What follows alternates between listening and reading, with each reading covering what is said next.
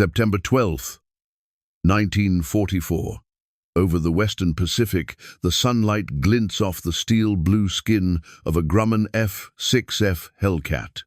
Inside the cockpit, Major Robert Cowboy Stout wipes a bead of sweat from his temple and steadies his hand on the camera trigger. His mission seems simple for a reconnaissance flight over the island of Peleliu. Altitude, 8,000 feet. Objective, photograph the northern airfield and return to the USS Hornet. Below him, the jungle spreads like a green ocean. Palm trees sway in the tropical wind.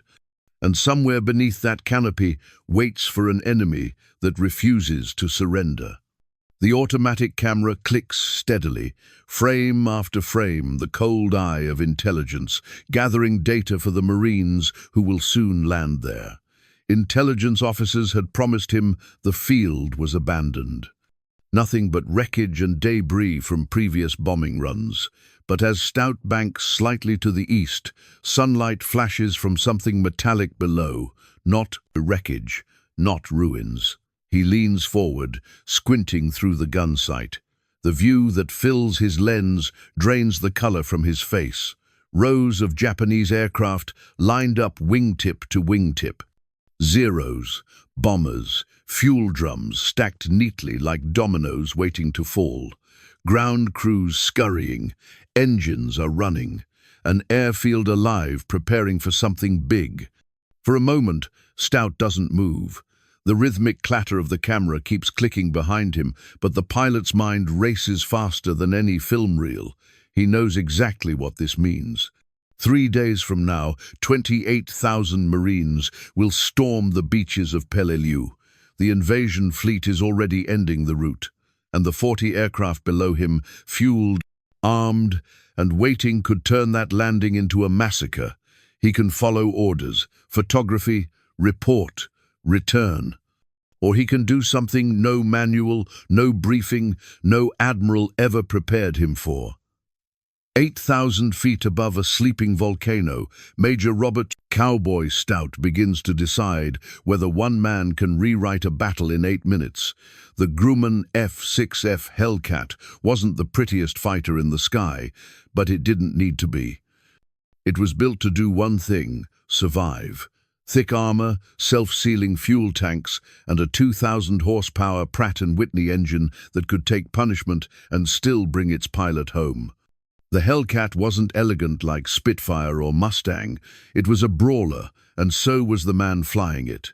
Robert Cowboy Stout earned that call sign, not for recklessness, but for his calm courage when others panicked. He'd flown 63 combat missions across the Pacific, and somehow he'd always brought his plane back, even when riddled with holes. He'd seen men vanish into clouds of tracer fire, and he'd seen carrier decks so slick with fuel and blood that landing felt like threading a needle on a moving ship. At 28, he was already an old man in pilot, years cautious, deliberate, and intensely loyal to the men on the ground. What made Stout different wasn't his kill count, it was his memory.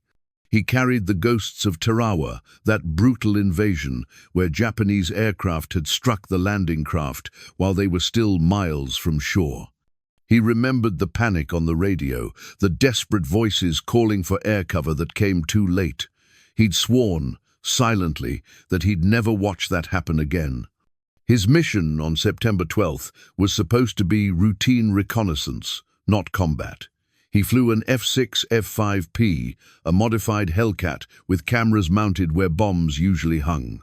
It wasn't meant to fight. Its job was to see. But Stout always flew with the guns armed, just in case. 6.50 caliber. Browning sat in the wings, 2,400 rounds, total 12 seconds of fire if he held the trigger down. 12 seconds, that might mean nothing. Or everything. Up there, above Peleliu, surrounded by silence and sunlight, Stout was a professional doing his duty. He was the eyes of the fleet, not its sword. But in a few moments, those roles would blur.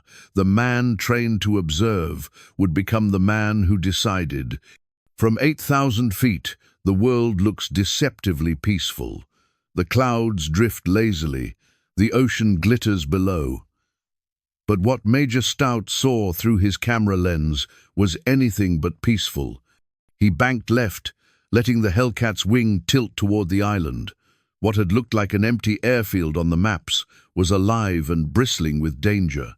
Mitsubishi Zeros, Nakajima bombers, and twin-engine G4Ms sat gleaming in the sunlight, parked in perfect rows, wingtips almost touching. Fuel drums were stacked neatly between them. Dozens of ground crew moved briskly, fueling, arming, and checking engines. It wasn't a graveyard. It was a launch pad. Intelligence had been wrong, dangerously wrong. The abandoned airfield was fully operational, and it didn't take much imagination to understand what those planes were preparing for. In 72 hours, 28,000 Marines were scheduled to storm Peleliu's beaches. The invasion fleet was already steaming toward the island, slow, exposed, vulnerable. Those 40 aircraft could strike them long before the Marines reached shore. A single coordinated Japanese air raid could sink troop transports, set landing craft ablaze, and shatter the entire assault before it began. Stout's stomach tightened. He'd seen it before at Tarawa, when Marine landing crafts were shredded by bombs before their troops even touched sand. He knew what was at stake, but his orders were clear. Observe, photograph, report. No engagement. He was a reconnaissance pilot, not a strike force. His duty was to radio the coordinates, fly back to the USS Hornet, and let command decide what came next. That was the safe, proper, by-the-book thing to do. But bureaucracy had a cost. By the time he landed, debriefed, and a strike group was assembled, those aircraft would be gone, dispersed, hidden in jungle revetments, or worse, airborne and hunting the fleet. For a long moment, Stout's mind waged war with itself. He knew what his superiors expected. But he also knew what those Marines would face if he did nothing. Through his canopy glass, the sun glared off the rows of fuel drums, bright, reflective, almost taunting. He realized something. The Japanese had made a fatal mistake. In their rush to prepare for battle, they had parked their aircraft too close together, surrounded by exposed fuel. A single explosion could turn the entire airfield into a chain reaction of destruction. He looked down at his guns, 6 Brownings loaded, 2,400 rounds. It wasn't enough to destroy 40 aircraft individually, but maybe, just maybe, it was enough to light the fuse. In that instant, Robert "Cowboy" Stout stopped being a camera operator and became a tactician. Above Peleliu, one man began to consider defying the entire U.S. Navy because waiting for permission would cost lives. He had less than 30 seconds to decide. The rules were clear. Reconnaissance pilots observed they did not engage. Radio in the coordinates, return to the Hornet, let command assemble a strike package. That was the way of war, organized, controlled, and painfully slow when lives hung in balance. Stout's training spelled it out in black and white. His instincts forged under fire at Tarawa said something different. Tarawa sat behind him like a scar. He could still hear the desperate voices on the radio, the cries for air cover as landing craft burned, and men flailed in the surf. He'd watched helpless from above, while the Marines tried to find enough cover on open decks. That memory didn't feel theoretical. It felt like an obligation stamped under his ribs. He scanned the field once more. Fuel drums glinted between parked planes like a line of lit matches. The Japanese had clustered their aircraft close together, a tactical convenience for refueling and arming, but a catastrophic vulnerability against a single well-placed ignition. He checked his guns. 6, 5, 0 caliber Brownings, 2,400 rounds in the wings. 2,400 rounds. 12 seconds of sustained fire if he held the trigger down. 12 seconds that might do nothing. or 12 seconds that might light a fuse no one could put out. The calculus was brutal and simple. He couldn't destroy 40 planes in 12 seconds. He could, however, start a chain reaction. One burst aimed at fuel drums could create an inferno that would feed itself. He thought in terms of physics and probabilities, where a dozen seconds of fire met a sea of exposed fuel and tightly parked aircraft. He thought about timing, the invasion fleet steaming toward Peleliu, the Marines loading into landing craft, vulnerable and unprotected during the first chaotic hours. Waiting had a cost, measured in human lives. The protocol argued for patience. Humanity argued for action. He didn't romanticize bravery. He wasn't looking for a medal or a story. He was a pilot who had seen what air attacks could do to men trapped in landing craft. He weighed risk to himself against risk to thousands of others in a heartbeat. The decision wasn't a rush of ego. It was a clean, terrible arithmetic of consequence. He pushed the throttle forward. The altimeter unwound as the Hellcat dove. Instruments blurred.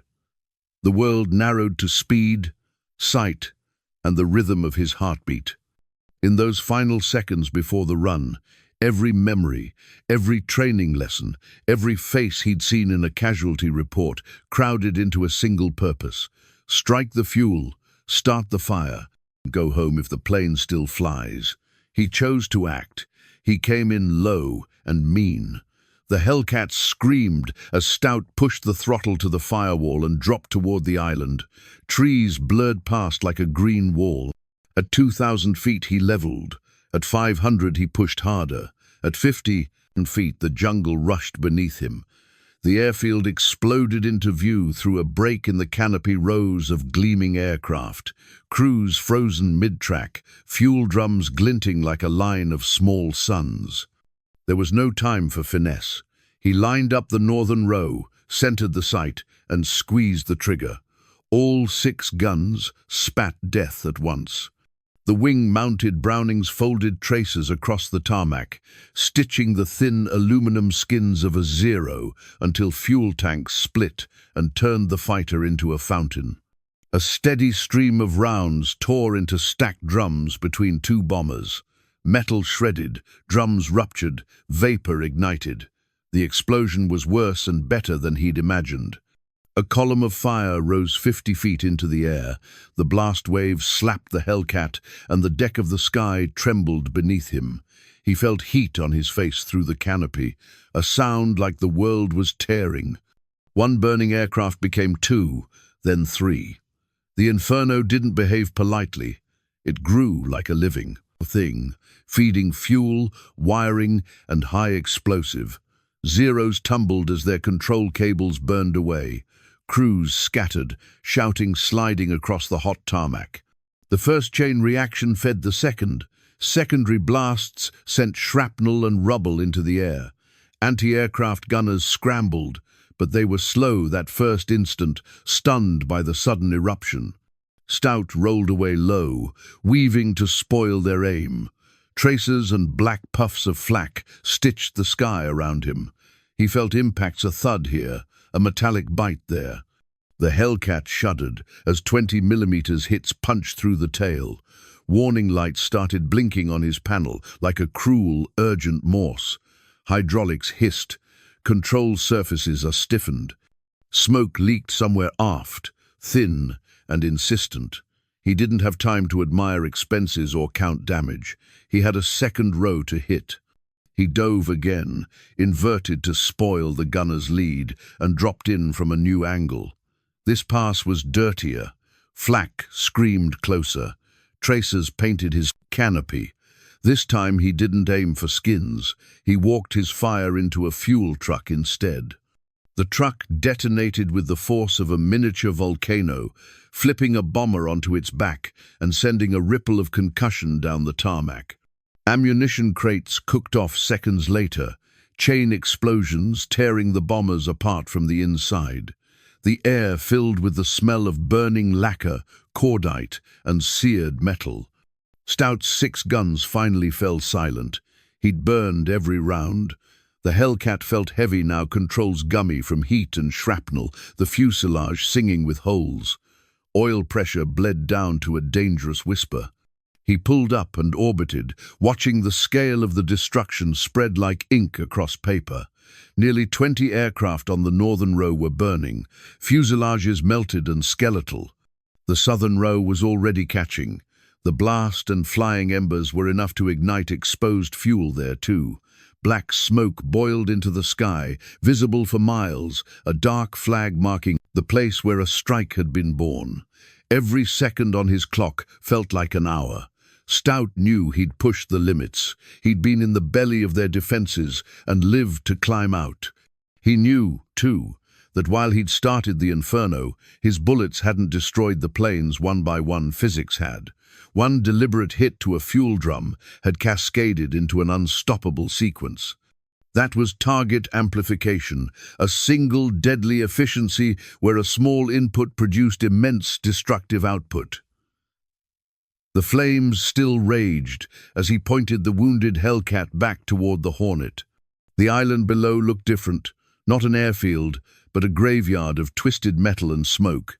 He felt a cold, distant awe. 8 minutes of action, a lifetime of consequences. Some calculations are made by machines, some must be made by a man in an instant, trusting training, nerve, and the brutal arithmetic of survival. The fire was still visible from 20 miles out. A black pillar of smoke climbed into the Pacific sky as Stout pointed to the wounded Hellcat toward the USS Hornet. His cockpit smelled of oil and cordite, the canopy streaked with soot. The engine coughed and rattled, but it kept turning one loyal heartbeat in a machine that had been through hell. He throttled back, coaxing the aircraft like a tired horse. The gauges told a grim story.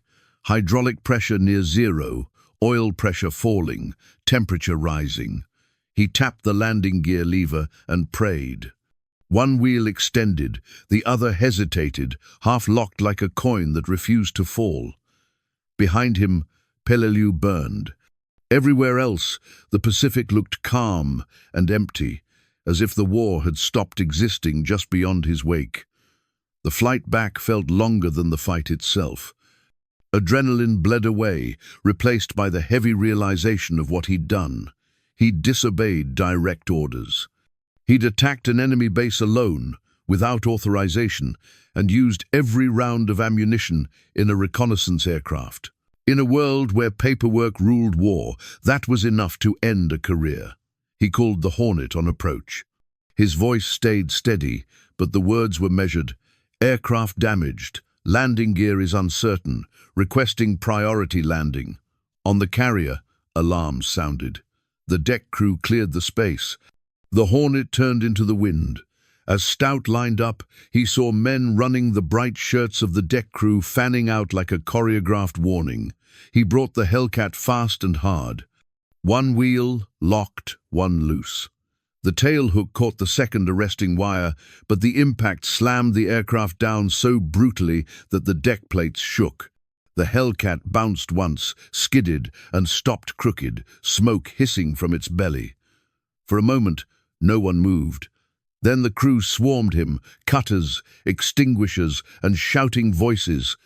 When they pulled him from the cockpit, he could barely stand. The tail section was shredded, the fuselage punctured a dozen times. The paint scorched, black from the explosions he'd flown through. Officers surrounded him within minutes. The air boss wanted to know why a reconnaissance pilot returned, shot up like he'd flown through a meat grinder. The intelligence officer wanted to know why he broke radio silence. The squadron commander demanded an explanation for every shell hole in his Hellcat. Stout said only this: "The airfield wasn't abandoned, it was full of planes. I destroyed them." The room went quiet. The officers exchanged glances, their skepticism plain. 40 aircraft destroyed by one pilot? Impossible. But the next morning, reconnaissance photographs told the truth. The northern airfield at Peleliu had a black scar across the island. Every aircraft had been reduced to twisted metal and ash. Fuel dumps were craters. Ammunition stores nothing but smelling pits. Intelligence analysts counted the wrecks. 40 aircraft, exactly.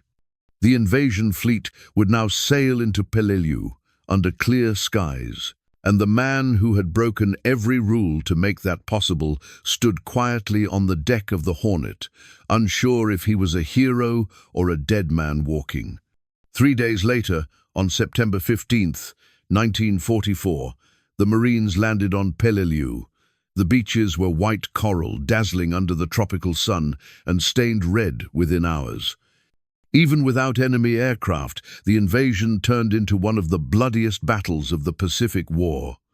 The Japanese had turned the island into a fortress. Their engineers had carved tunnels through coral ridges, connected by hidden bunkers and interlocking fields of fire. It wasn't the kind of defense the Americans expected, no grand banzai charges, no open-air targets. This was deliberate, scientific resistance, slow, grinding, murderous. The Marines fought yard by yard for 2 months. Flamethrowers, grenades, and bulldozers all blurred into one long nightmare of heat and exhaustion. But amid the horrid thing never came to an air attack. Not a single Japanese bomber or fighter struck the beaches. Not one transport ship was bombed. Not one landing craft was strafed. Major Stout's inferno had erased the island's air wing before the first wave of Marines even touched sand. Historians would later estimate that his strike had saved between 500 and 1,000 American lives in the first day alone. Without his attack, those 40 planes could have launched in waves against the invasion fleet, and every wave would have meant more burning ships, more men lost before the real battle even began. Yet Stout's name didn't appear in the headlines.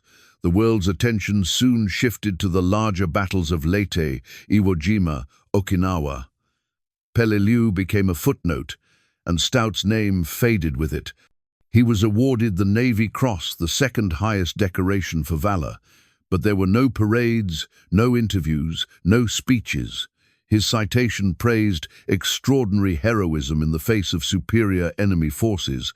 Even the language of the medal didn't capture the audacity of what he'd done. 8 minutes, 1 plane, 40 enemy aircraft were destroyed. And when it was over, he went back to flying reconnaissance, as if nothing had happened. Decades would pass before anyone outside a handful of naval archives knew what Stout had done over Peleliu.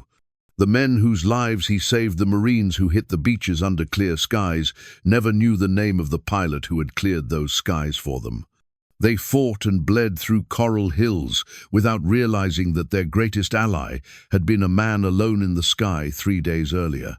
It would take 50 years, a generation later, before historians began piecing it together with one declassified report, one black and white photo at a time. The story of Cowboy Stout was nearly lost in history. It began with a stack of forgotten reports. Decades after the war, a naval historian named Peter Griffith was combing through old combat records when he noticed something strange, an after-action note describing the total destruction of 40 enemy aircraft on Peleliu by one F6F Hellcat pilot. At first, it seemed like a clerical error. No single fighter had ever done that, not even in the furious skies over the Philippines or Okinawa. But the deeper researchers dug, the more the story refused to fade. They found aerial reconnaissance photos taken the day after Stout's attack, charred wreckage spread across the entire northern airfield. They found his Navy Cross citation, sparse but unmistakable. And they found the flight log, September 12, 1944, F6F Hellcat, pilot Major Robertstout, aircraft returned, severely damaged engine, hydraulics, tail. The forgotten story of Cowboy Stout began to re-emerge from the dust. When military analysts revisited his mission, they realized it wasn't lucky, it was precision. Stout used perfect target prioritization. He hadn't wasted rounds trying to destroy aircraft one by one. He had identified the airfield's critical vulnerability of exposed fuel and exploited it with surgical efficiency. He'd used the geometry of fire and the physics of explosions like tools in a craftsman's hands. He turned 12 seconds of ammunition into a weapon of mass ignition. Modern fighter schools study that mission today, not only for the flying skill, but for the decision-making behind it. It's used as a case study in what's now called commander's intent, the doctrine that teaches officers to act on the true purpose of their orders, not just the literal words. Stout hadn't been told to attack that airfield. He had been told to protect the invasion force, and when he saw the threat with his own eyes, he acted on the intent of his mission, not the letter of his orders. In every modern leadership seminar, from naval aviation to special operations, instructors point to Stout's story as a lesson in initiative. When to obey, when to adapt, when to act before bureaucracy catches up to reality. Even the U.S. Naval War College references him in lectures about battlefield autonomy, how a single pilot's judgment can sometimes outweigh the cautious machinery of command. They show students the aerial photos of 40 burned aircraft and remind them that courage isn't always about following orders. Sometimes it's about trusting yourself when no one else is there to tell you what to do. Robert Cowboy Stout never lectured, never sought fame, never saw himself as a hero. He once told a fellow pilot, "I saw planes that needed to be destroyed, so I destroyed them." But in those 8 minutes, he embodied something that textbooks can only describe in abstract words: initiative under fire. And in a strange, quiet way, his defiance changed how the military thought about obedience forever. After the war, Robert Cowboy Stout went home to California. He built a quiet life with no headlines, no interviews, no boasts. Neighbors knew him as a kind man with a dry sense of humor, the sort who fixed his own roof and waved to the mailman. He never talked about Peleliu. Even his children grew up knowing only that their father flew in the Pacific. The Navy Cross sat in a drawer, gathering dust beside old photographs and flight logs, yellowed with time. When he died in 2005 at the age of 89, the local paper printed a small obituary: World War II veteran, awarded the Navy Cross. No mention of 40 planes. No mention of 8 minutes saved 1,000 lives. It was only after his passing that historians pieced the full story together, from mission reports, declassified photos, and fragments of memory from surviving squadron mates. They discovered that no other pilot in naval history had destroyed as many aircraft in a single mission. No bomber group, no fighter squadron, just one man in one Hellcat. 8 minutes of impossible courage that rewrote the fate of an invasion. But Stout never chased credit, because for him, the real reward was something the world couldn't see. The Marines landed under clear skies, the ships that made it safe to shore, the men who lived because he made the choice no one else could make for him. He understood something few ever do, that the hardest battles aren't always fought against the enemy. Sometimes they're fought inside your own cockpit, between duty and conscience. Sometimes doing what's right means doing what you're not supposed to do. The Navy could have court-martialed him. Instead, they gave him a medal. Because even the military, bound by orders and hierarchy, understood what Stout had embodied: the courage to act when procedure would have killed thousands. Today, modern pilots study his mission not as a legend, but as a lesson. They're told, when you understand the intent of your mission, you must be ready to act even if no one told you to. And somewhere in that principle lives the ghost of Cowboy Stout, steady hands on the stick, eyes fixed on the horizon, refusing to let fear or orders stop him from doing what had to be done. He didn't set out to be remembered. He set out to do his job, even if it meant breaking the rules to save lives. The next time you see a black and white photo of a Hellcat soaring above a burning island, remember this: behind that smoke and flame, There was one man, one decision, and 8 minutes that changed everything. 8,000 feet up, with a camera that became a weapon and a conscience that became his compass. Robert "Cowboy" Stout didn't just fight the enemy that day. He fought the system and won.